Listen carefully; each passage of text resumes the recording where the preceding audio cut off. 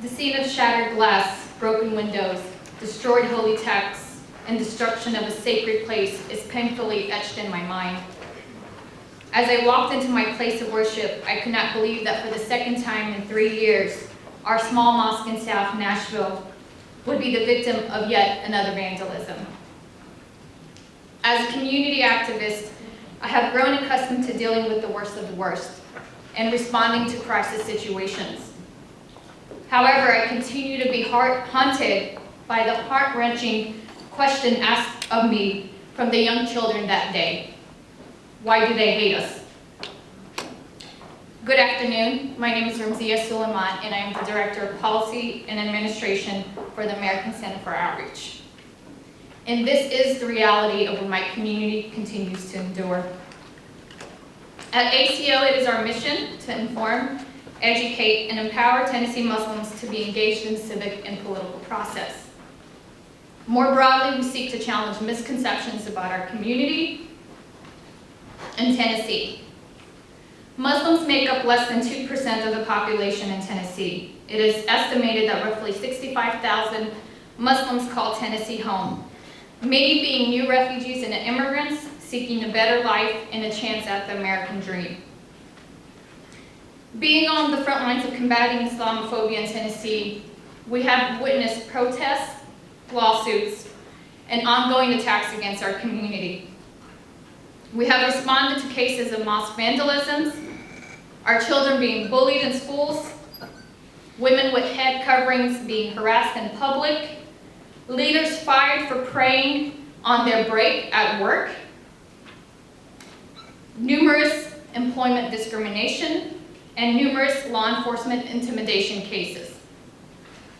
Every day in the media, my community continues to be vilified, and our Americanness is constantly questioned.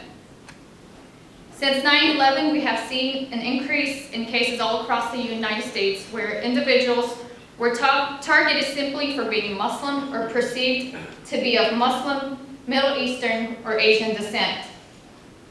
Such was the case in Wisconsin when a man gunned down members of a Sikh temple as he believed they were Muslims. And another incident just a few months ago in Sacramento, California, a young man was killed because he was accompanying his sister who was wearing a hijab, the Muslim head covering for women.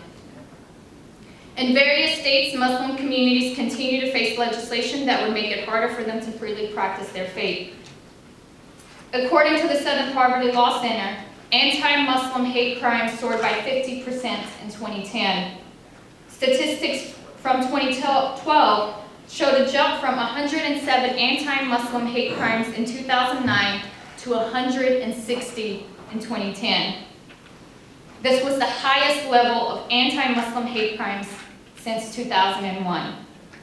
And I want to take a moment here to say that the TBI does track hate crimes against Muslims, but specifics around other forms of discrimination continue to go undocumented and untracked in regards to the Muslim community.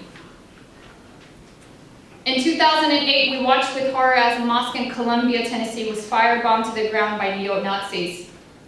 Since 2010, the expansion of the Islamic Center of Murfreesboro has been met with protests, vandalisms, bomb threat, and an ongoing lawsuit costing Tennessee taxpayers over $343,000. I want to say that number again, $343,000, and the number continues to rack up. In 2011, a bill introduced in the Tennessee General Assembly would have outlawed practicing Islam, becoming one of the nation's most dangerous anti-Sharia legislation. Since then, Tennessee has become a testing ground for anti-Muslim groups to push their hate-filled agendas. This legislative session is a part of a national effort led by known anti-Muslim groups. We saw legislative battles aimed at textbooks because these groups deem textbook content to be too Muslim-friendly.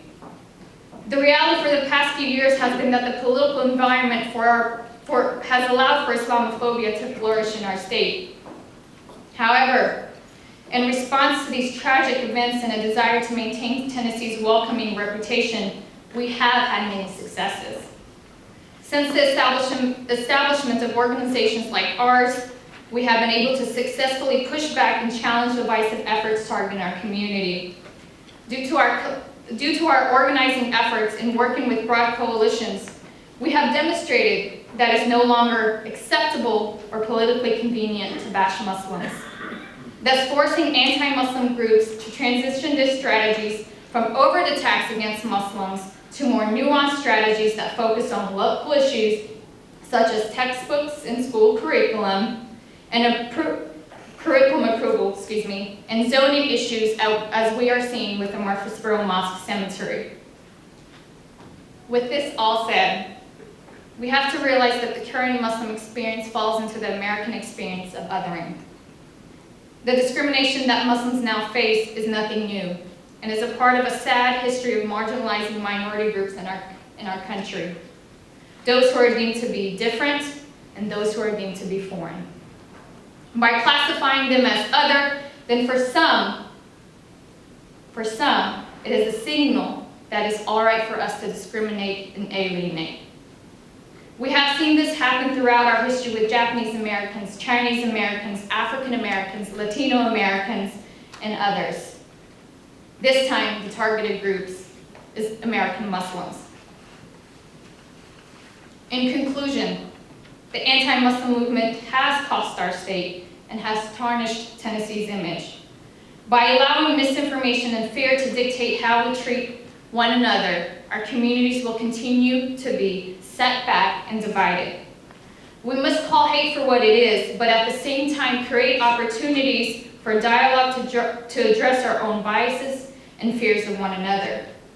A collective response to hate is greater than what one of us can achieve on their own. I fight for my community every day because I understand the importance of challenging xenophobia in all its forms, so the next generation will not endure what we have. Nor should the vicious cycle of othering continue to go unchallenged. I seek to create a better Tennessee that is truly for all. Thank you.